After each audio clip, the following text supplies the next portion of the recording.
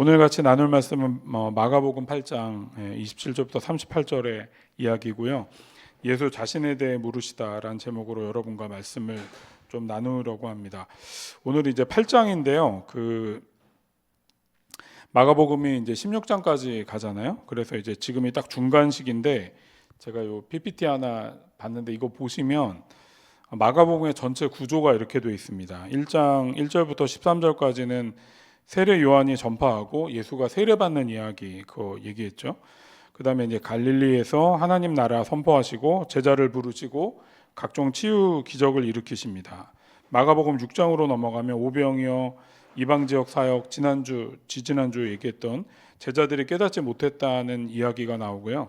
오늘 이제 마가복음 오늘 본문이 베드로의 고백인데 이 고백을 기점으로 사실은 이 마가복음은 위와 아래로 나눠져 있습니다. 그래서 이 앞쪽은 이 8장 오늘 읽었던 전까지 오늘부터 전까지는 그는 누구인가에 대한 이야기를 얘기했다면 후반부는 그는 왜 왔지? 그의 순환이 어떤 의미지? 이런 이야기를 하는 게 마가복음의 이야기입니다. 그래서 여러분들이 이제 다음부터 마가복음을 보실 때 오늘 이 8장의 이야기, 베드로의 이 고백을 중심으로 마가복음이 이제 위아래로 나눠져 있다는 것들을 기억하면 좋겠습니다. 예수님이 자란 동네에 가셨던 그 본문에서 얘기했었잖아요. 우리가 누군가를 만날 때 우리는 사실은 그 사람의 존재를 만나는 게 아닙니다. 여러분이 지금 저를 보고 있잖아요. 근데 사실은 여러분들이 저를 볼 때 우리가 한 주 만에 만났잖아요. 한 주 동안에 내가 어떤 생각을 하고 어떤 경험을 했는지 여러분은 잘 모르죠. 그런데 여러분 저를 볼 때 어떻게 보는 거예요? 전에 봤던 모습을 바탕으로 오늘의 나를 생각하게 됩니다. 저도 똑같죠. 그래서 제가 여러분을 볼 때도 여러분을 볼 때 여러분들이 주중에 어떤 일인지 제가 몰라요, 잘. 그럼 전 어떻게 생각하냐면 이 친구는 이렇게 지난주에 있었지. 지금까지 이런 경험을 했지. 이런 걸 바탕으로 여러분을 보는 겁니다. 이게 우리의 이제 인식의 부재인데요. 이게 뭐 비트겐슈타인이나 이 언어학자나 이런 사람들이 인식의 문제를 계속 얘기했는데 그거의 핵심은 뭐냐면 우리가 실제로는 본질을 잘 모른다는 거예요. 그러니까 그 얘기가 뭐냐면 우리는 안다고 생각하지만 우리의 선입견과 이미 경험했던 것들을 바탕으로 지금 내 앞에 있는 것들을 해석하기 때문에 우리는 실제로 이 본질에 관해서 잘 모른다는 게 사실은 인식론에서 되게 오랫동안 20세기 동안에 계속 논쟁되었던 이야기 중에 하나입니다. 근데 저는 이게 되게 비트겐슈타인은 언어학적으로 우리가 의자라고 말하면 이 의자라고 하는 실체가 없다라는 거예요. 왜냐하면 의자를 딱 얘기하면 지금 앉아 계시니까 이 의자를 떠올리지만 의자가 없었다면 그냥 다 나름대로 누구는 세 발 달리는 동그란 의자, 누구는 이렇게 소파에 눕는 의자, 여러 가지를 생각할 수 있기 때문에 본질을 볼 수 없다라고 얘기하는 게 그 언어학에서 비트겐슈타인이 얘기했던 건데 저는 그것과 비슷하게 우리가 인식을 할 때 되게 조심해야 되는 건 뭐냐면 우리의 인식에 부재가 있다는 걸 잊으면 안 됩니다. 우리는 완벽하지 않기 때문에요. 잘 몰라요, 사실은. 그래서 누군가를 대할 때 저도 제가 애니어그램 8번이고 성격이 급하기 때문에 저도 그런 실수를 많이 하는데 제가 나이가 점점 들면 알게 되는 건 사람들은 참 다양하구나. 생각이 다양하고 이렇게 며칠만 못 봐도 이 사람이 그러니까 저도 지금 제가 한 달 전보다 지금 동안 최근에 이제 영성훈련 세미나가 있었는데 그걸 통해서 제가 되게 많은 깨달음을 좀 얻었거든요. 그러니까 그때와 제가 약간은 다른 거예요. 물론 완전히 다르진 않지만 근데 우리는 이거를 인식하지 못한 채로 우리는 어떤 사람을 본다는 것들을 먼저 얘기하고 싶습니다. 그래서 이제 자녀들을 대할 때 있잖아요. 여러분들이 조심해야 되는 게 뭐냐면 자녀가 자랄 때 저도 이제 애들을 막 키워보니까 언제 이 애들에 대해서 이제 이해의 폭이 완전히 이게 뒤틀리냐면 이게 이제 사춘기 시절입니다. 여기 이제 중학생 부모를 맞이한 분들은 아시겠지만 저희도 이제 애가 셋이고 이제 우리 여기 딸이 있어서 말하기가 좀 그러긴 한데 애들마다 이게 또 다 달라요. 사춘기를 대하는 태도가. 근데 갑자기 사춘기 때는 얘가 내가 이전까지 알았던 얘가 아닌 거야. 이전까지 만났던 얘가 아니고 얘는 정말 이렇게 얘가 아빠를 이렇게 생각했어? 이거를 그때 처음 대하고 놀랐던 기억이 납니다. 근데 이제 제가 아까 이제 청소년들이 일부 예배 그래서 많이 왔어요. 교사들도 많이 오고 해서 일부 예배가 지금만큼 왔는데 일부 예배 청소년들한테도 얘기했어요. 너희를 대하는 부모님도 너는 잘 모른다. 너는 부모님을 우리 엄마 아빠가 내가 변했을 때 엄마 아빠가 내가 이럴 거야라고 생각하지만 너희가 변한 만큼 변한 너희를 대하는 부모님도 변했다는 걸 너희가 꼭 기억해야 된다. 너희는 너희만 변했고 엄마 아빠는 똑같기 때문에 너무 열받는다고 생각할지 모르지만 실제로 그렇지 않다고. 실제로 그렇지 않아요. 가끔 저희 예전에 저희 이제 딸이 얘기했던 아빠가 나에 대해서 뭘 하냐고. 제 아내 근데 이게 너무 화가 치밀어 오면 넌 날 아냐? 넌 나에 대해서 아냐? 넌 내가 어떤 생각을 하는지 너는 아냐? 사실은 그런 거죠. 우리가 안다고 생각하지만 우리는 서로에 대해서 사실은 잘 알고 있지 못합니다. 그래서 우리가 인식을 할 때 있잖아요. 인식을 할 때 되게 중요한 게 뭐냐면 인식을 리셋해야 됩니다. 인식을 리셋하는 연습을 못하면 어떤 일이 벌어지냐면 내가 예전에 알았다는 것으로 그냥 그 사람 혹은 어떤 대상을 파악하고 나서는 실수를 할 수도 있고요.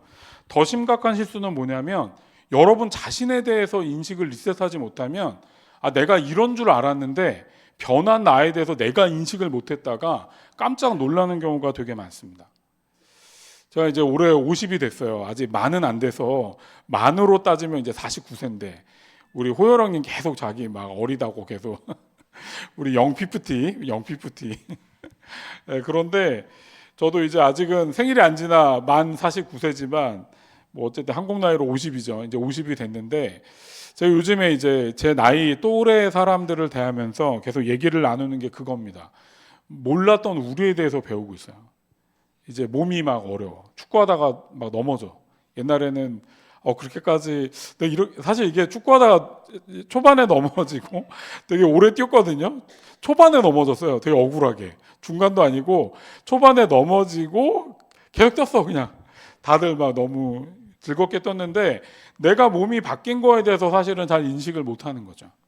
이런 인식뿐만이 아니라 제가 재작년인데 지금 이제 그 5교회 목사님들과 이렇게 계속 한 달에 한 번씩 모임을 하는데 제가 재작년에 그 모임을 안 가려고 하다가 거기 중에 한 분이 저를 너무 오라 그래서 제 너무 친한 분이라 이제 따라갔다가 제가 너무 큰 위로를 받았어요.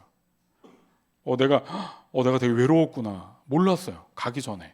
그 모임에 가서 막 고기 구워 먹고 이렇게 되게 그 풀어지는 시간에 내 마음의 얘기를 딱 나눴는데 내가 되게 외롭다는 거를 사실은 어느 정도는 알았겠지. 근데 내가 진짜 외로웠구나.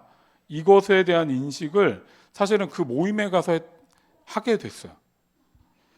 우리 자신에 대한 인식이 리셋되지 않잖아요. 그럼 여러분은요, 여러분에 대해서 잘 몰라요. 그럼 어떤 일이 벌어지냐면 잘 모르는 나로 상대방을 대하기 때문에 무언가 마음에 이 균열이 올 때 어떻게 오냐면요, 무언가 마음이 불편합니다. 처음에 이게 맞나? 이런 생각이 들어요. 그리고 뭔가 상대방에 대해서 막 이렇게 나에 대해서도 짜증이 나지만 상대방에 대해서 짜증이 나면서 우리가 제일 쉬운 게 뭐냐면 투사하는 겁니다. 나에 대한 불만인, 그냥 내가 다른 것에 대한 불만인데 여기 뭔가 생겼어. 뭔가 이렇게 틈이 생겼어. 내가 화를 나게 해도 될 만한 틈이 생겼어. 그럼 어떻게 돼요? 주변 사람들의 그것들을 이렇게 폭탄처럼 쏟아 부을 수가 있습니다. 그래서 저는 여러분에게 특별히 5월이 가족의 달이기 때문에요. 여러분들에게 인식의 리셋에 대해서 오늘 이게 사람들이 나를 뭐라 그래? 예수님께서 물어보고 너희는 나를 뭐라 그래? 물어본 게 저는 인식의 리셋을 예수님께서 제자들과 사람들에게 요구하셨다고 얘기하는데 가정의 달을 맞이하는 우리와 좀 돌아볼 때 저는 여기 있는 우리 성도들이 여러분들의 배우자에게 나는 진짜 이 사람을 어떻게 여기고 있지? 제가 이제 가르치는 사람들이 있으니까 가끔 저를 찾아와서 얘기하는 친구 중에 가정의 문제가 이제 끝까지 갔어. 그런 친구들이 와서 상담을 해요. 이혼 직전에. 아주 많진 않죠. 근데 이제 제가 주례한 친구들 중에서도 막 이혼 얘기를 하는 친구들이 있어요. 이제 30 가정이 넘어가니까 이제 그런 친구들이 오더라고요. 근데 그때 참 이렇게 그런 마음이 참 그래요. 얘네가 진짜 그때 너무 사랑했는데 그땐 정말 후회 없이 너무 사랑한다고 얘기했는데 참 사람 마음이 그러지 않은 거죠. 근데 제가 돌아볼 때 상대방이 얼마나 귀한지를 모른 채 이제 뭐만 남게 되냐면 억울함만 남은 거야. 그럼 이제 돌이키기가 너무 어려워요. 그러니까 지금 뭘 하셔야 돼요? 감사한 것들을 돌아봐야 돼요. 여러분들의 배우자에 대해서, 혹은 여러분의 자녀에 대해서, 여러분의 부모님에 대해서 내가 감사한 게 뭘까? 지금까지 내가 왔을 때 그래도 내가 다시 한번 돌이켜야 됩니다. 제가 자주 얘기하잖아요. 내 친한 목사의 와이프가 소천하는 걸 보면서 제가 제 와이프에 대해서 자꾸 인식을 새롭게 합니다. 와이프에 대해서는요, 제가 그때 너무 놀래서 와이프는 계속 인식을 새롭게 하고 있어요. 우리 아내를 내가 사랑해야 된다. 우리 아내가 진짜 나한테 귀한 사람이다. 이걸 의식적으로 하고 있거든요. 진짜 사랑하는 마음이 새로워집니다. 우리 아내 못 느낄 수도 있어. 나만 그래, 나만 마음이 새로워지고 있는데, 어쨌든 여러분들이 이런 인식의 전환을 통해서 여러분들의 주변에 있는 분과 여러분 자신, 그리고 하나님이 나에게 어떤 분인지도 돌아보는 시간이 되면 좋겠습니다. 27절의 말씀입니다. 이제 이 이야기로 좀 들어가려고 하는데요. 예수께서 제자들과 함께 빌립보의 가이사랴에 있는 여러 마을로 길을 나서는데 도중에 제자들에게 물으십니다. 사람들이 나를 누구라고 하느냐, 이렇게 물으세요. 가이사랴 빌립보는요, 갈릴리 북쪽에 40km 정도 쪽에 있던 북쪽에 있는 큰 도시인데 로마 황제에게 바쳐졌던 티베리우스 가이사에게 바쳐진 도시였죠. 여기 황제 숭배를 위한 이제 신전이 있던 도시였어요. 그러니까 모든 사람이 황제가 신이야라고 말하는 그 도시에서 예수님께서 제자들에게 뭐라 그러냐면, 사람들이 나를 뭐라 그래? 이걸 묻고 있는 거야. 어떤 사람은요, 제자들이 말합니다. 어떤 사람이 예수님을 세례 요한이라 말하고요, 어떤 사람은 엘리야라고 말하고요, 어떤 이는 예언자 가운데 한 분이라고 말합니다. 이렇게 전해줍니다. 그 다음 PPT 보여주시면, 이게 예수님에 관한 사람들의 이야기였는데 마가복음 3장에 보면 예수님의 가족들이요, 예수가 미쳤다는 소식을 듣고 그를 붙잡으러 옵니다. 그의 가족들은요, 예수를 미쳤다라고 생각했었어요. 저 미쳤어. 제정신이 아니야. 무언가 되게 신비한 말을 하는데 제정신이 아니구나. 마가복음 6장 기억나시죠? 동네 사람들. 야, 저기 마리아 애들 그 목수 아니야? 야고보, 요셉과 유다와 시몬의 그 형, 그 예수 걔 아니야? 그러면서 그의 말을 달갑지 않게 여기기도 했고요. 마가복음 11장 28절에 보면 이제 종교 지도자들이 얘기하는 거죠. 너는 무슨 권한으로 이렇게 행하느냐라고 얘기했던 것들을 볼 때 예수님의 정체에 대해서 여러 사람들이 여러 이야기를 합니다. 그런데 예수님을 따라다니던 사람들이 뭐라 그러냐면요, 예수님을 세례 요한, 엘리야, 예언자 이렇게 말합니다. 세례 요한은 여러분도 아시겠지만 헤롯 안디바에게 목이 잘려 죽습니다. 헤롯 안디바가 헤로디아와 결혼을 했는데 헤로디아가 그의 동생이었죠. 그 동생의 아내였는데 동생의 아내를 빼앗아 결혼을 해. 그 요한이 그걸 틀렸다고 얘기하자, 이게 아시죠? 살로메, 그 헤로디아의 딸 살로메를 또 이 안디바가 나쁜 놈이라 이 살로메도 좋아하고 있었어. 딸을, 자기 와이프의 의붓 딸을. 그래서 이제 그 헤로디아가 시키죠. 너희 그 의붓 아버지가 너가 그 생일날 춤을 추고 뭘 원하는 거 달라 그러면 헤롯의 목을 달라 그래라. 그 살로메가 목을 달라 그래서 쟁반에 목을 가져오는 이야기가 나오게 됩니다. 세례 요한이 이렇게 죽었지만 세례 요한의 이 정신을 갖고 예수가 살아가고 있다고 사람들이 생각하기도 했고, 엘리야는요, 구약 시대 최고의 선지자입니다. 그를 넘을 만큼의, 그는 엄청 위대한 선지자였죠. 근데 예수가 일으켰던 기적을 보니까 그는 그런 분이라고 여겼던 거예요.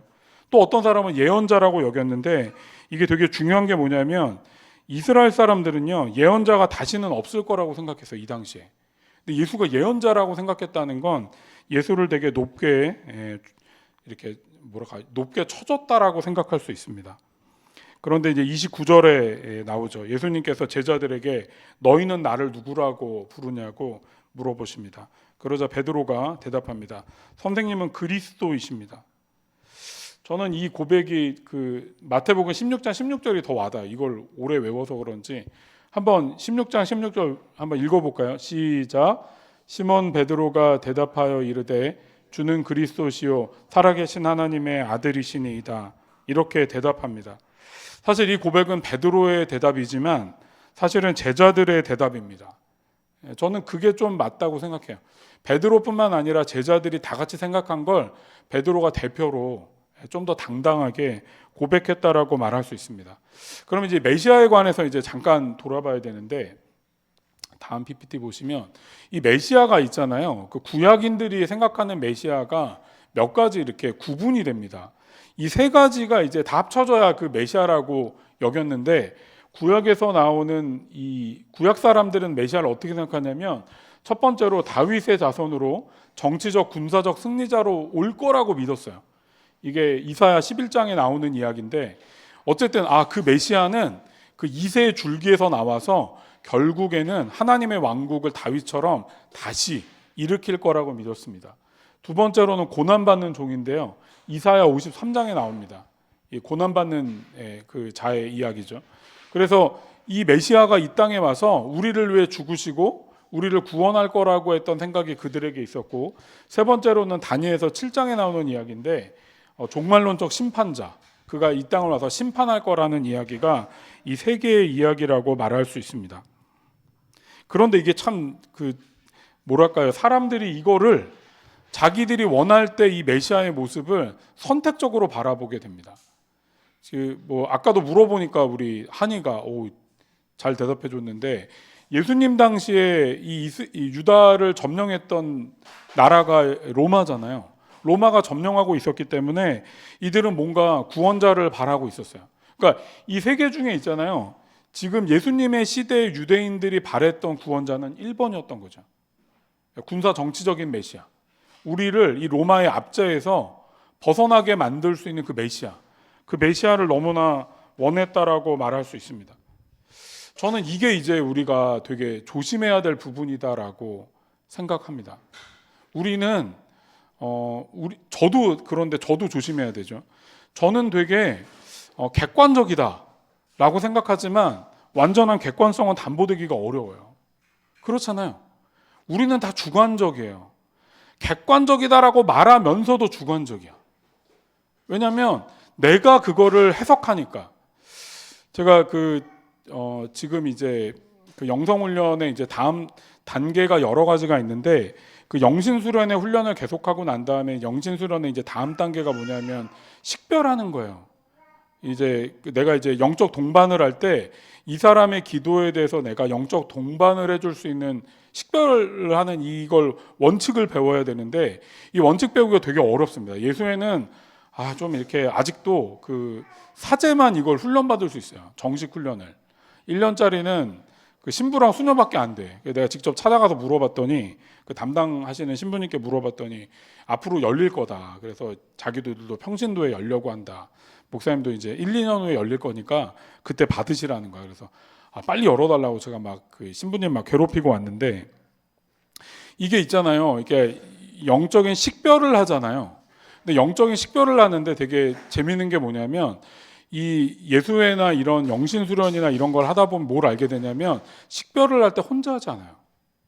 식별은요 거의 공동체적입니다. 나를 누군가 영적 동반자가 함께 내가 식별한 것들을 같이 돌아봐 주던가, 아니면 공동체적으로 이걸 식별하는 방법이 있어요. 그러지 않으면 어떻게 되는지 아십니까? 그 식별이 주관적으로 됩니다.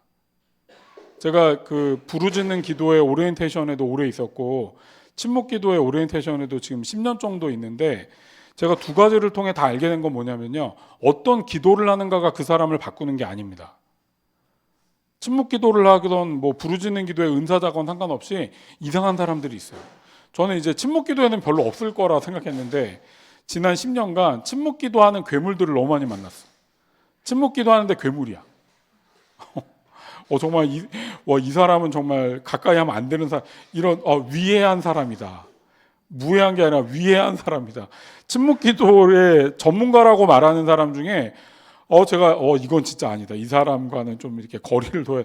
제가 이런 사람을 꽤 많이 만나면서 기도를 뭘 하냐의 문제가 아니구나. 기도를 뭘 하냐의 문제가 아니라 정말 하나님 앞에 나를 돌아보고 나를 이 인식의 리셋을 할 뿐만 아니라 공동체 앞에서 나를 돌아보고 내가 진짜 올바르게 가는지를 돌아볼 수 있는 것들을 하지 못하면 누구나. 그럼 뭐 저뿐만 아니라 저의 할아버지라 할지라도 그것이 온전하지 못할 거라고 그렇게 말할 수 있습니다. 그래서 우리가 객관적이라고 생각하면 안 돼요. 우리는 너무나 주관적입니다. 이거 봐봐요. 구약인들이 생각하는 메시아가 예수님 당시에 모든 사람들이 자기가 원하는 1번의 메시아로 다 고정시켜 놨다니까요. 그러니까 우리가 언제나 하나님을 내가 하나님의 뜻을 향해 간다라고 생각할 때 돌아봐야 됩니다. 공동체가 있어야 될 이유가 뭐냐면 내가 맞다고 생각할 때 함께 그것들을 돌아봐주고 이것들에서 같이 고민할 사람들이 있다는 것들을 여러분들이 꼭 기억하면 좋겠습니다. 본문으로 돌아와 예수가 나를 누구냐라고 너희는 나를 누구냐라고 말할 때 베드로가 하나님의 그리스도시고 하나님의 아들이라고 정답을 말했습니다. 그런데 31절에 보면요, 예수님께서 뭐라 그러냐면 나는 이제 앞으로 고난을 받고 죽음을 당하고 다시 살아나야 된다는 걸 얘기하시거든요. 그러자 32절에 베드로가 이렇게 말합니다. 예수께서 드러내놓고 이 말씀을 하시니 베드로가 예수를 바싹 잡아당기고 그에게 항의하였다. 여기 항의하였다는 단어가 에피터만이라는 헬라어인데 이게 꾸짖다, 책망하다 이런 뜻이거든요. 근데 이게 더 웃긴 거는 이 꾸짖다, 이 항의하였다 이건 너무 약해요. 이게 혼쭐을 냈다. 이게 우리말에 가장 맞는 것 같아요. 혼냈다 이런 것보다도 혼쭐을 냈다 이러면 좀 느낌이 오잖아. 이거 혼쭐을 냈다. 근데 이 단어가 마가복음에서 언제 쓰이냐면요, 2번 더 나오는데요. 첫 번째는 예수님께서 귀신을 쫓아낼 때, 그 쫓아낼 때 썼던 단어가 에피터만이에요. 두 번째는 언제냐면 예수님께서 배에서 잠이 들어서 제자들이 막 깨우려고 할 때 풍랑이 막 치잖아요. 그때 예수님께서 풍랑을 꾸짖었다, 그리고 잠잠케 하셨다고 말할 때 단어가 에피터만이에요. 이해되시죠? 그러니까 그냥 항의한 게 아니라요, 예수님 멱살 잡고 당신 지금 정신 차리라고. 당신은 그런 존재가 아니라 당신은 다윗과 같은 메시아가 돼서 저기 올라가서 로마를 부수고 왕이 되어야 될 인물이라고 정신 차리세요. 혼쭐을 냈다는 게 이 본문의 원래 의미입니다. 그러자 예수님께서 33절에서 말하십니다. 예수님이 뭐라 그러냐면 예수께서 돌아서서, 이 참 의미 있죠. 먼저 제자들을 보세요. 왜냐하면 제자들도 그런 생각이었거든. 그리고 베드로를 꾸짖습니다. 그러니까 모든 제자들을 다 꾸짖는 거예요. 사탄아, 내 뒤로 물러가라. 너는 하나님의 일을 생각하지 않고 사람의 일을 생각한다라고 그렇게 말합니다. 이 사타나, 이 단어가 그 헬라어로 사타나예요. 사타나. 저는 이게 되게 이렇게 사타나, 이 단어가 되게 이렇게 딱 와닿더라고요. 사타나, 이 얘기를 딱 듣는데 내가 사타나라고 불릴 때가 있었겠구나. 예수를 믿지만 주님을 향해 있지 않고 내 마음의 고집과 내 생각대로 살아갈 때 예수님께서 나에게 말씀하시는 게 뭐냐면, 사타나, 넌 지금 사단적인 생각을 하고 있다. 너는 사단은 아니야. 그러나 너의 생각과 너의 계획과 너의 마음은 사단적이라고 말하는 이 질책이 오늘의 이 사타나라고 말할 수 있습니다.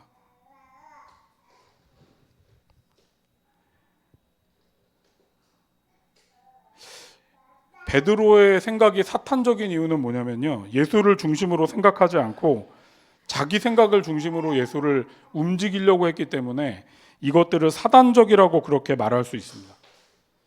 이게 되게 중요하죠. 하나님의 일을 하는 베드로가 지금 하나님, 예수 옆에 있잖아요. 하나님의 일을 그냥 가까이서 하고 있는 사람이에요. 근데 베드로가 사타나라는 그 얘기를 들었던 이유는 뭐냐면, 예수가 가려는 길을 내가 잘 듣고 내 인식에 리셋을 해서 받아들이고 그 길을 온전히 가려고 했던 게 아니라 내가 생각했던 길을 예수가 안 가기 때문에 예수에게 그것들을 강요하고 있었기 때문입니다.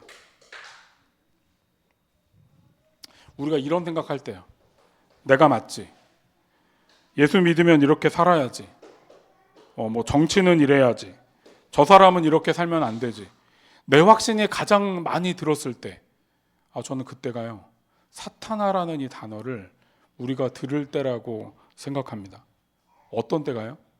우리의 확신이 가장 확실할 때.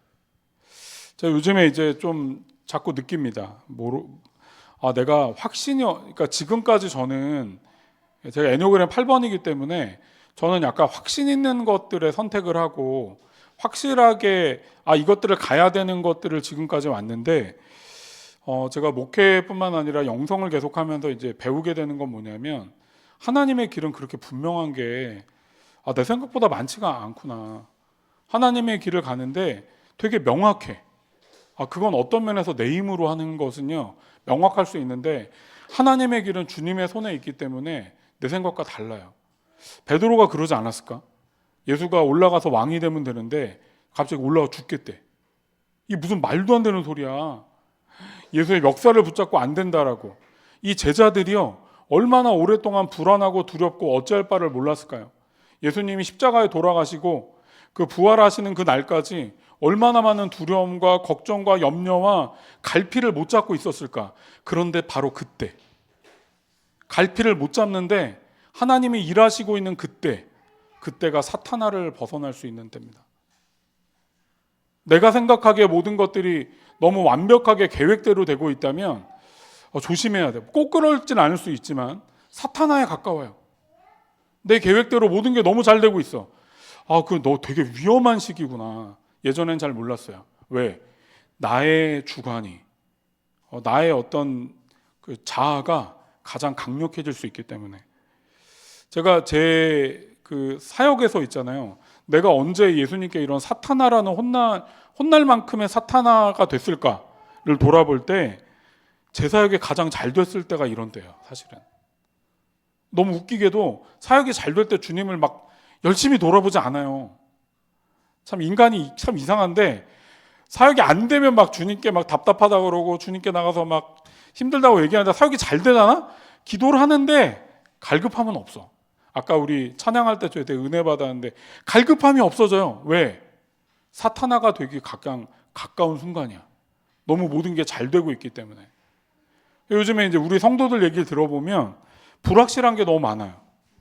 직장을 가는 것도 불확실하고 미래가 불확실하고 앞날이 되게 어렵습니다. 근데 어쩌면 있잖아요. 우리의 삶이 그런 게 좀 맞다는 생각이 들어.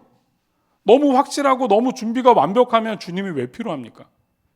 우리 안에 부족함이 너무 많고 갈 길이 안 보이고 어디로 갈지 모르기 때문에 그래도 우리가 주님을 겸손하게 바라보고 있는 것은 아닐까요? 경제적으로 어려웠는데 바로 로또에 당첨이 됐어. 내가 아무 준비도 안 했는데 대기업에서 막 돈을 엄청나게 주면서 나를 막 데려가. 주님이 왜 필요합니까?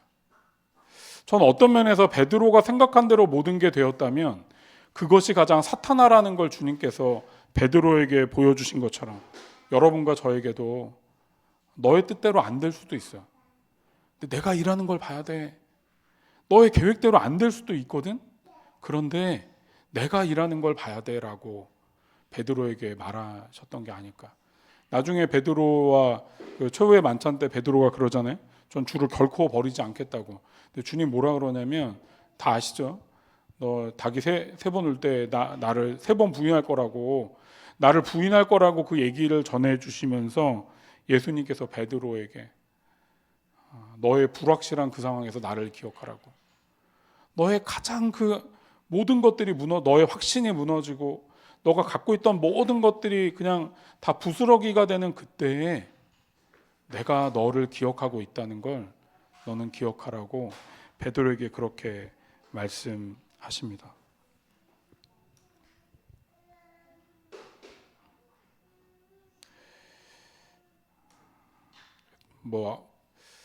우리가 귀신에 들릴 수는 없지만 데몬 파저션이라고 그러죠. 귀신이 우리를 장악하는 건 데몬 파저션인데 저는 그런 일은 성령이 우리에 계시기 때문에 일어날 수 없다고 생각합니다. 그러나 우리가 어떤 부분에서 주님을 안 따라 사단적이 될 수 있어요. 그게 사탄아예요, 사탄아. 여러분들이 저를 볼 때 어떤 부분에서 내가 바르게 못하고 있을 때 어떻게 저한테 얘기해야 돼요? 사탄아, 사탄아. 얘기하고 정신 차리라고. 그거 아니라고. 그 부분에서 지금 목사님이 약간 사단적이 되어 있다라고 얘기하셔야 됩니다. 사단적이 되면요, 자기 중심적이 되고요, 자기 합리화가 장착됩니다. 그리고 내가 맞다는 생각에서 벗어날 수가 없어요. 그걸 벗어나고 나면 어떻게 보이는지 아세요? 내가 미쳤구나. 내가 진짜 나쁜 사람이구나. 이걸 깨닫게 됩니다. 그러니까 우리가 뭘 해야 됩니까? 하나님의 은혜를 구해서요. 내가 지금 어디로 가는지를 주님께 비춤 받아야 됩니다. 누군가가 나에게, 여러분과 저에게 지금 가는 길이 약간 이상해 라고 말하면요, 그때 돌아봐야 돼요. 그때 정말 내가 지금 바로 가는 게 맞을까? 사탄아라는 이야기를 주님께서 나에게 하시고 나를 깨우려는 게 아닌가를 우리가 돌아보게 되면 참 좋겠습니다. 말씀을 정리하겠습니다. 예수님께서 제자들에게 인식의 전환을, 인식의 리셋을 원하십니다. 너희는 나를 누구라고 하냐고. 사람들이 날 뭐라 그래? 너희는 날 뭐라 그래? 베드로가 주는 그리스도시요 하나님의 아들이라 대답합니다. 근데 주가 그리스도인데요, 당신은 그렇게 하면 안 된다라고 말하는 이상한 고백을 하고 있는 거예요. 왜? 그의 마음의 어떤 부분이 하나님보다 앞서서 사탄화되고 있기 때문입니다. 우리의 마음과 생각이 하나님을 앞서 사탄화되고 있다면 겸손하게 돌아봐야 됩니다. 주변에 누군가가 여러분에게 무슨 얘기를 하고 있다면, 제가 이제 나이가 더 들면서 최근에도 뭐 이렇게 동료 목사를 만났는데, 제가 그 친구를 기도하면서 어떤 부분을 얘기하고 싶은 생각이 있었는데, 진짜 말하기가 어려워요. 진짜 말하기가 어려워. 이게 정말 이걸 얘기해서 괜히 이 친구가 불편하지 않을까? 이 친구 때문에 너무 어려워하지 않을까? 이 생각 때문에 말을 쉽게 못 하겠더라고요. 몇 번을 기도하고 하나님께 물어보고 만났던 기억이 납니다. 참 이게 어렵다. 내가 뭐 틀릴 수도 있으니까 그런 생각도 저도 있거든요. 그러나 만약에 누군가가 그런 것들을 넘어서 저에게도 여러분들이 얘기한다면 제가 들을 준비를 하고 있고요. 여러분도 저뿐만 아니라 여러분 서로에게 서로가 그거 진짜 아닌 것 같다. 그거 좀 돌아봐야 되지 않을까? 라고 말을 한다면 좀 고민해 볼 필요가 있지 않을까. 그래서 우리가 우리 중심성에서 벗어나 하나님이 뭘 원하실까? 하나님 오늘 나한테 뭘 원하실까? 하나님 오늘 나에게 어떤 것들을 기대하실까를 좀 바라보는, 주님 나에게 어떤 분이지? 돌아보는 시간 되기를 주님의 이름으로 축복합니다. 우리 잠시 침묵으로 좀 돌아볼까요?